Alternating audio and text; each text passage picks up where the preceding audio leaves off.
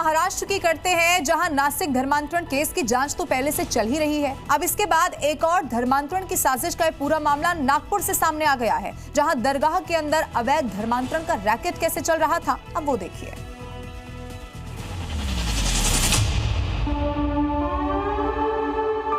महाराष्ट्र का नागपुर और नागपुर में बनी अम्मा की दरगाह।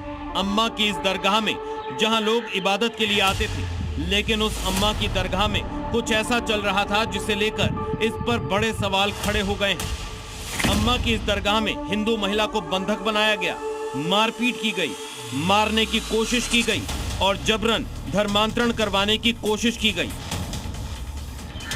आरोप है दरगाह के संचालकों पर, जो अब पुलिस की गिरफ्त में आ चुके हैं। इस अम्मा की दरगाह में अवैध धर्मांतरण का खेल कैसे खेला जा रहा था, अब इसकी पूरी कहानी आपको विस्तार से बताते हैं। दरअसल पश्चिम बंगाल की रहने वाली महिला हर साल उर्स के कार्यक्रम में शामिल होने नागपुर आती थी। आरोप है कि इसी दौरान उसे दरगाह परिसर में बंधक बना दिया गया।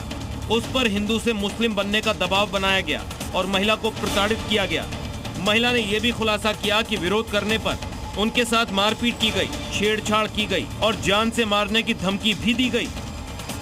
उनके दरगाह पे बंधक रखा गया था और फिर उसके बाद उन पर मारहान की गई और उन पे प्रेशर किया गया कि वो धर्म परिवर्तन करें। महिला किसी तरह बचकर बंगाल पहुंची और वहां थाने में शिकायत दर्ज कराई, जिसके बाद इस पूरे रैकेट का भंडाफोड़ हो पाया। घटना में तांत्रिक एविडेंस जो है वो ऑलरेडी सीज करके फोरेंसिक साइंस लेबोरेटरी को दिया गया है, ताकि उसकी विश्लेषण हो सके और प्रायोरिटी पे रिपोर्ट्स भी बनाई गई। बंगाल में शिकायत दर्ज होने के बाद केस नागपुर पहुंचा तो पुलिस ने एक्शन शुरू किया। धर्मांतरण गैंग के सरगना तक पहुंचने की कोशिश हुई और दरगाह के संचालक ताजी तनवीरुद्दीन को गिरफ्तार कर लिया गया। एफआईआर में 6 को आरोपी बनाया गया है, जिनमें से 3 को गिरफ्तार कर लिया गया है।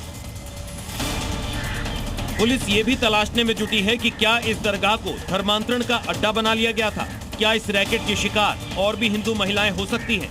क्योंकि इससे पहले अभी महाराष्ट्र में ही टीसीएस कंपनी में धर्मांतरण का मामला भी सामने आया था और अब दरगाह में चलते इस धर्मांतरण रैकेट से सवाल बड़े हो गए हैं कि क्या प्लानिंग के तहत ही धर्मांतरण के रैकेट महाराष्ट्र के अलग अलग हिस्सों में चलाए जा रहे हैं। ब्यूरो रिपोर्ट, जी मीडिया।